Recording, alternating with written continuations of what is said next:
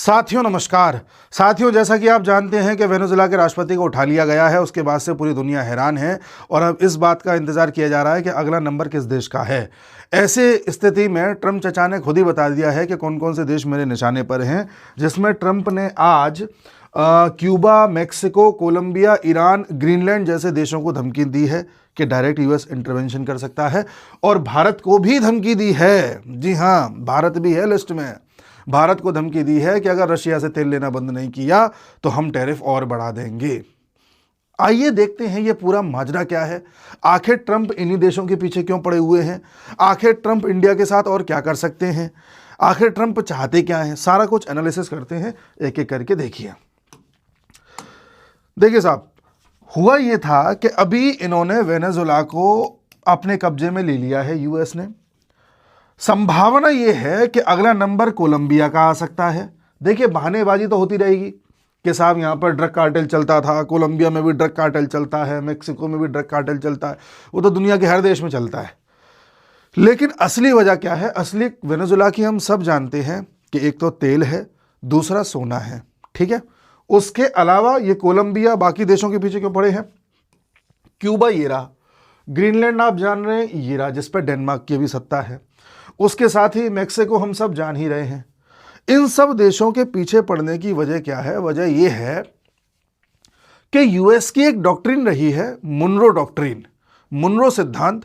ये 19वीं शताब्दी से फॉलो करते आ रहे हैं और इनका मुनरो सिद्धांत ये कहता है, जो अमेरिका के राष्ट्रपति रहे हैं जेम्स मुनरो, 1823 में सिद्धांत देके गए थे कि भाई देखिए, किसी भी बड़े देश के आसपास जितने भी छोटे छोटे देश हैं उन सभी पर इस बड़े देश का इन्फ्लुएंस होना चाहिए। दरअसल ये जो सिद्धांत दिया गया था, ये दिया गया था यूरोपियन कंट्रीज को बताने के लिए कि देखो यहां पर बड़ा देश अमेरिका है और इसके आसपास किसी भी छोटे देश पे अपना प्रभाव जमाने के बारे में सोच भी मत लेना।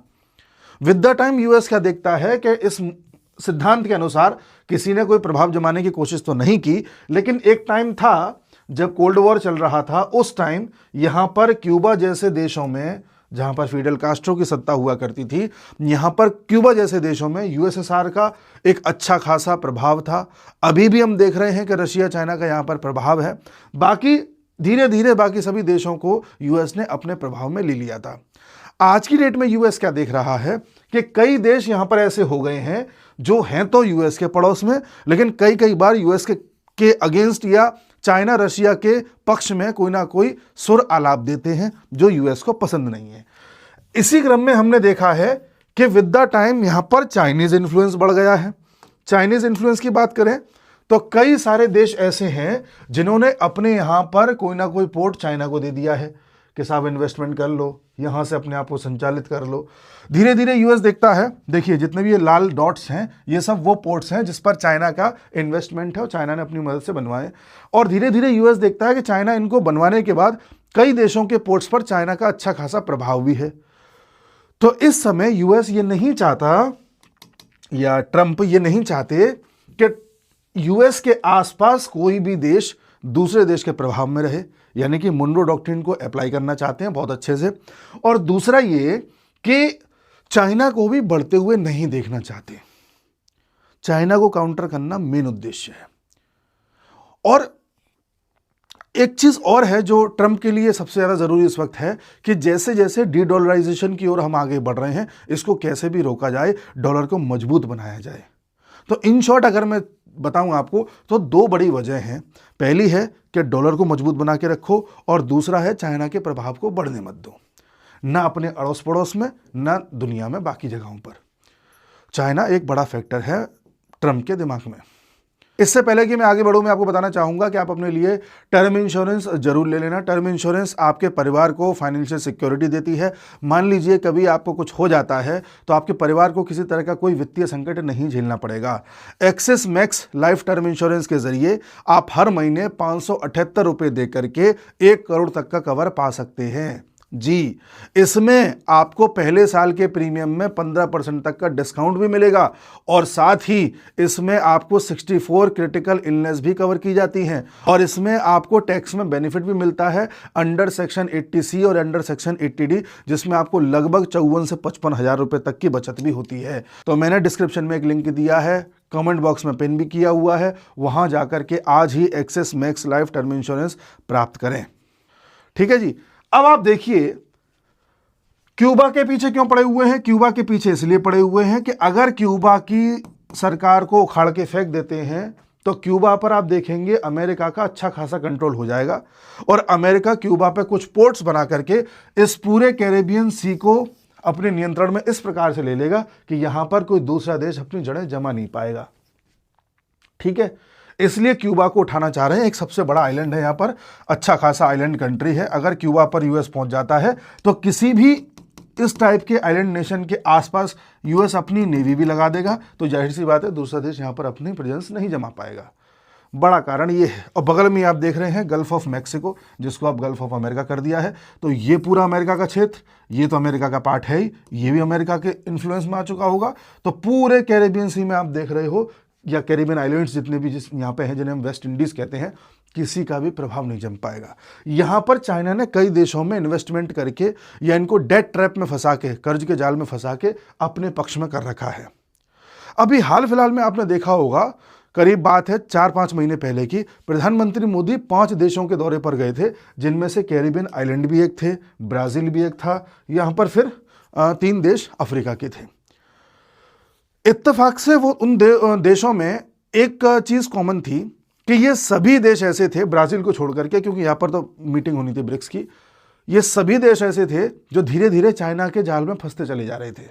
तो भारत ने एक विकल्प दिया था इनको कि तुम हमारे साथ भी ट्रेड कर सकते हो। तो भारत को ट्रेड से मतलब है, भारत को कोई अपने पक्ष में फंसाना और ये सब नहीं करना है, वो तो अमेरिका को करना है। तो क्यूबा के पीछे तो इसलिए पड़ा हुआ है।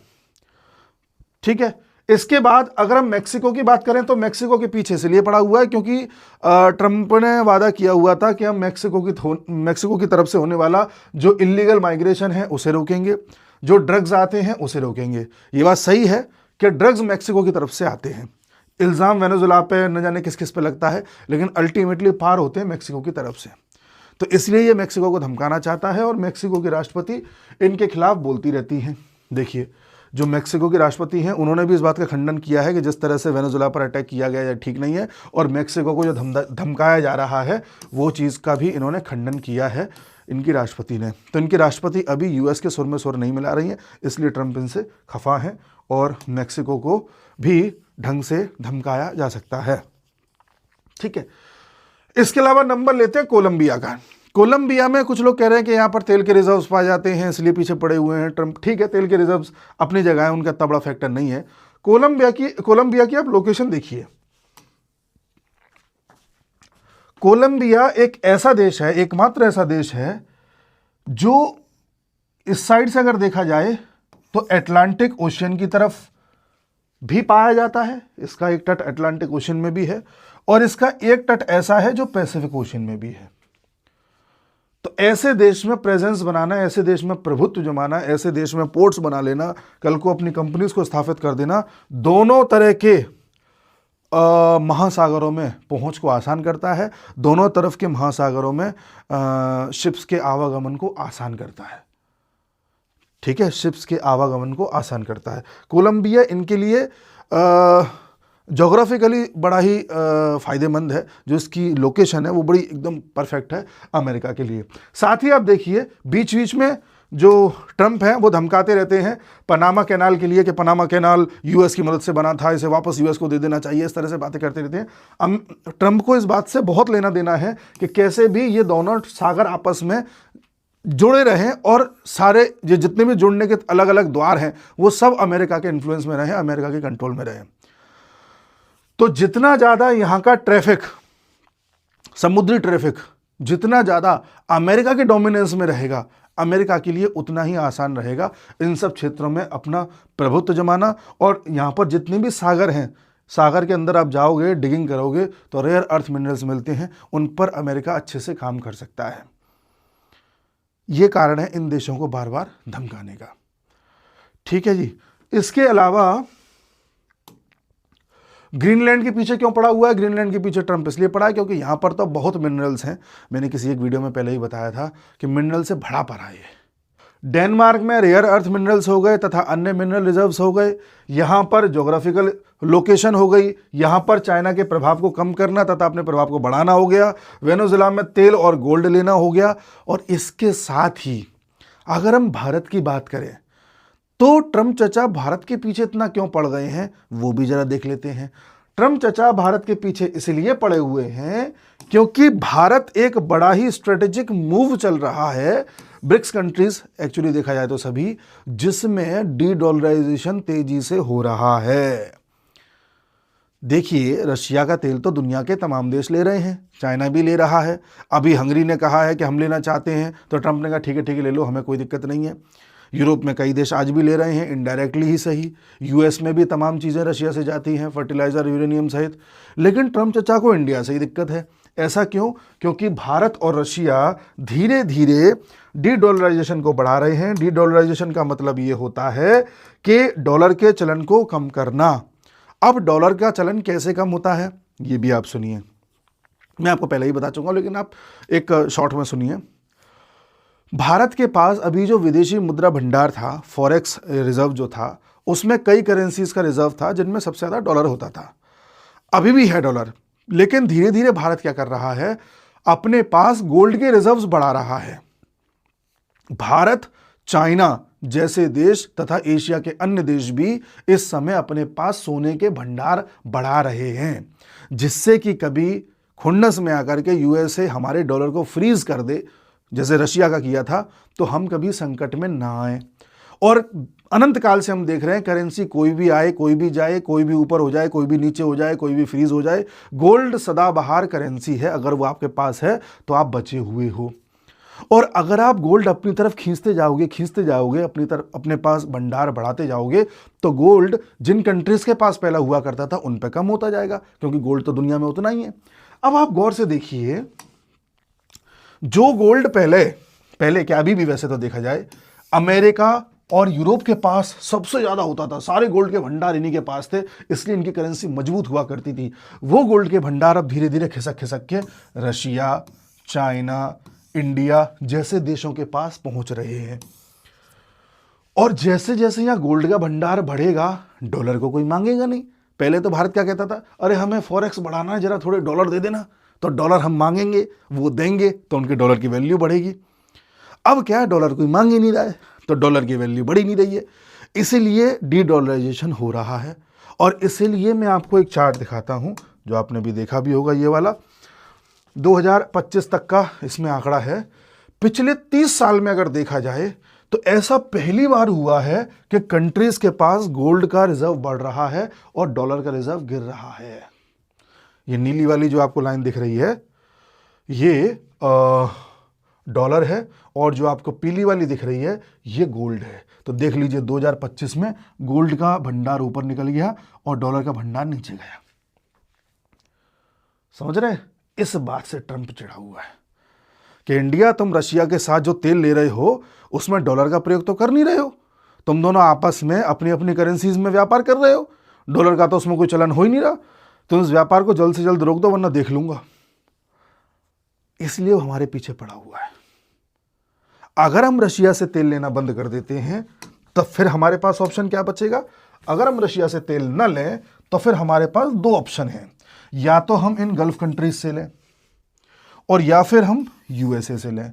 अगर यूएसए से लेंगे तो फिर व्यापार डॉलर में होने लगेगा वापस, या इन कंट्रीज से लेंगे तब भी डॉलर में होने लगेगा। बस हमारी जेब से डॉलर जाना चाहिए, हम डॉलर फिर मांगेंगे किसी और से, तो डॉलर फिर चलन में आएगा, तो डॉलर मजबूत होने लगेगा। ये चाहता है ट्रंप, इसलिए हमारे पीछे पड़ा हुआ है। और हम न सिर्फ रशिया से दे दनादन तेल लिए जा रहे हैं, बल्कि इनमें से भी कई देश, अपने अड़ोस पड़ोस में कई देश, और यहां भी कुछ देशों के साथ डील कर चुके हैं कि भाई हमारा और आपका कुछ व्यापार लोकल करेंसी में भी होना चाहिए। हम तो रुपए के चलन को भी बढ़ा रहे हैं। तो जो हमारी करेंसी अभी जो कह रहे हैं ना, डॉलर की अपेक्षा हमारी करेंसी गिर रही है, हमारी करेंसी गिरती हुई नजर इसलिए आ रही है क्योंकि हम बड़ी तेजी से गोल्ड खरीदने में लगे हुए हैं। पैसा जा रहा है हमारा पानी की तरह। इसलिए करेंसी आपको वीक होती हुई नजर आ रही है और इसीलिए गोल्ड के दाम बढ़ते हुए नजर आ रहे हैं। गोल्ड के साथ सिल्वर भी, दोनों के दाम बढ़ते हुए नजर आ रहे हैं, क्योंकि जिस चीज़ की मांग ज़्यादा होगी उसकी जाहिर सी बात है दाम बढ़ेगा। एक टाइम अभी ऐसा आएगा कि गोल्ड के दाम स्थिर हो जाएंगे, फिर गोल्ड के दाम धीरे धीरे गिरने लगेंगे, उस वक्त रुपया बढ़ने लगेगा और डॉलर गिरने लगेगा। वो आएगा दौर, अभी नहीं आया, आएगा। अब आपको मैं एक चीज़ और दिखाता हूँ जो आपको इस बात का प्रमाण देगा। RBI more than doubled gold purchases to 57.49 tons in financial year 2025 as global tensions grew। यानी कि हमने पहले के मुकाबले सबसे ज़्यादा गोल्ड खरीदा है 2025 में, जो बढ़कर के 880 टन के आसपास हो गया है। मतलब पिछले 3-4 साल में हमने गोल्ड की भंडार अपने यहाँ बढ़ाए हैं। ये टेंशन है ट्रम्प चचा की कि इंडिया इतना सेफली खेल रहा है, डॉलर को कमजोर भी कर रहा है और मेरी चल नहीं रही है। अब तो ट्रम्प ये भी देख चुका है कि 50% टैरिफ हम पे लगा रखे हैं, बावजूद उसके हमारी ग्रोथ रेट थी 8% थी, बावजूद उसके देख रहे हैं कि हम पे कोई फर्क ही नहीं पड़ा। तो ट्रम्प और खुन्नस में है, ये है वजह। अब आपको एक चीज और दिखाता हूं। 2025 की ऐसी 10 कंट्रीज जिनके पास सबसे ज्यादा सोने का भंडार है, गोल्ड के रिजर्व्स है। अब आप खुद देखिए, आप हैरान होंगे। पहले नंबर पे यूएस है, अभी भी है यूएस, यूरोप के पास, ऐसा हल्के में मत लीजिए, बट ट्रेंड बता रहा हूं मैं आपको, अभी भी यूएस के पास है। दूसरे नंबर में जर्मनी के पास है, तीसरे नंबर पे इटली के पास है, देख रहे हैं यूएस और यूरोप के पास ही है अभी। चौथे नंबर पे फ्रांस के पास है। अब 5वें पे देखिए रशिया, फिर देखिए चाइना 6वें पे, 7वें पे स्विट्जरलैंड, यूरोप आ गया, 8वें पे भारत। ये है दिक्कत कि टॉप 8 में से 3 तो रशिया, चाइना, इंडिया ही हो गए। और ये तीनों देश अगर इतने ही मजबूत होते चले गए गोल्ड के भंडार के मामले में और अपनी लोकल करेंसी चलाने के मामले में, फिर तो डॉलर गया। तो करें क्या? इसलिए भारत को धमकाओ कि भैया भारत, रशिया से तेल लेना बंद करो। रशिया तो बहाना है, रशिया के अलावा भी देखो, अगर रशिया से तेल लेना बंद भी कर देंगे ना, फिर एक नया कुछ लेके आएगा ट्रंप। फिर ये बोलेगा भारत ने जो लोकल करेंसीज की जो डील कर रखी है देशों के साथ वो बंद कर दे, वरना ठीक नहीं होगा। फिर ये नया लाएगा, क्योंकि सद्दाम हुसैन को जो अमेरिका ने टांगा था, या गद्दाफी को जो मरवाया था, या वेनेजुला के राष्ट्रपति को जो उठाया है, तीनों में कॉमन बात ये थी कि ये डॉलर के प्रयोग को बंद करना चाह रहे थे।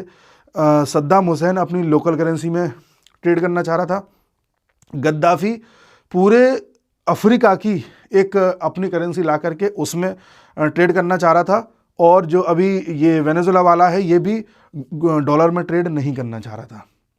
तो आप अगर डॉलर से दूर भागोगे तो अमेरिका आपकी गर्दन दबा देगा, पर भारत की दबा नहीं सकता, क्योंकि भारत इतना बड़ा मार्केट है। उसके साथ ही भारत अपने आप में एक जाइंट डिफेंस है, इतना आसान थोड़ी है। एक रशिया अभी तक यूक्रेन में लगा हुआ है, इतना आसान नहीं होता, ठीक है। फिर आप देखो नेदरलैंड्स है, फिर टर्की है, ठीक है।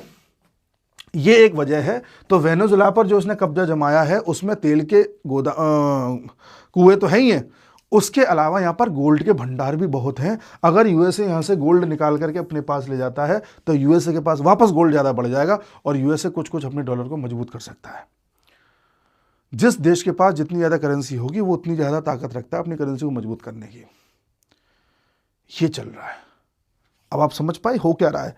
इस वजह से ट्रंप जो है तमाम तरह की बातें कर रहा है, ठीक है। और इंडिया और रशिया किस तरह से अपने व्यापार का 90% व्यापार अभी भी लोकल करेंसी में कर रहे हैं, ये ट्रंप के लिए फ्रस्ट्रेटिंग बात है। 2023-24 की बात करी जाए तो दोनों देशों ने $65 बिलियन का ट्रेड किया था, जिनमें से भारत का एक्सपोर्ट $4 बिलियन का था, इंपोर्ट 61.4 बिलियन का था। इंपोर्ट एक्सपोर्ट ये बात सही है कि हम मंगाते ज़्यादा हैं बेचते कम है, लेकिन जो भी मंगा या बेच रहे हैं उसमें से 90% ऐसा है जो लोकल या डॉलर के अलावा करेंसीज में हो रहा है। ये ट्रंप के लिए फ्रस्ट्रेटिंग है, ठीक है। इसके साथ ही अगर मैं आपको बताऊं तो चाइना जिस तरह से पूरी दुनिया में अपना जाल बिछा रहा है BRI के माध्यम से, यानी बेल्ट एंड रोड इनिशिएटिव, इसमें चाइना सड़क मार्ग बना करके दुनिया में अपनी पहुंच बनाना चाहता है, दुनिया के अलग अलग कॉन्टिनेंट्स तक पहुंचना चाहता है सड़क मार्ग से, और साथ ही दुनिया के अलग अलग देशों में छोटे छोटे बंदरगाह बना करके उन पर उनको डेथ ट्रैप में फंसा के उन पर कब्जा करके चाइना बंदरगाहों के माध्यम से भी अपनी पहुंच बनाना चाह रहा है, जिस वजह से भी यूएस चिंता में है और वो काउंटर करना चाहता है। इसलिए आप देखिए अभी हाल फिलहाल में इजराइल ने यहाँ पर सोमालीलैंड नाम के देश को मान्यता दी है। क्यों दी है? क्योंकि यहाँ पर बहुत सारे पोर्ट्स ऐसे थे जो चाइना के इन्फ्लुएंस में आ चुके थे। अब इजराइल ने मान्यता दी है, इजराइल धीरे धीरे यहाँ पर गाजा के लोगों को बसाएगा, फिर इजराइल और अमेरिका अपनी फोर्सेस यहाँ पर रखेंगे, उसके बाद ये पूरा क्षेत्र फिर इजराइल और अमेरिका के डोमिनेंस में आ जाएगा, चाइना के डोमिनेंस से मुक्ति पा लेगा। ये समझ रहे हैं आप? और चीज़ मैं आपको बताऊं, देखिए एक आने वाली चीज़ क्या हो सकती है। हाँ, ईरान को भी धमकी दी है, ईरान में भी कुछ बड़ा हो सकता है। ईरान में इजराइल के नेतन्याहू ने एक वीडियो जारी किया था, वहाँ के लोगों को एक तरीके से भड़काने की कोशिश करी है। हो सकता है यहाँ के लोग और भड़क जाएं, उनको हथियार प्रोवाइड करा दिए जाएं, हो सकता है इजराइल ईरान पर अटैक कर दे, हो सकता है यूएस फिर से कर दे। अब अगला बड़ा ऑपरेशन पहले ईरान में होगा, उसके बाद इन देशों का नंबर आएगा जिनका नाम लिया, कोलंबिया, क्यूबा वगैरह इनका, तो ईरान का भी नंबर है। तो ये पूरा सेक्शन इधर ईरान, इसके बाद जब इन दोनों से मुक्ति पालेंगे ट्रम्प चचा, फिर अगला जो फोकस होगा वो होगा ये। तो ये पूरी बात चल रही है, ये पूरी कहानी चल रही है। उम्मीद है मैं समझा पाया हूँगा। ठीक है, मिलते हैं अगले वीडियो में, तब तक के लिए नमस्कार।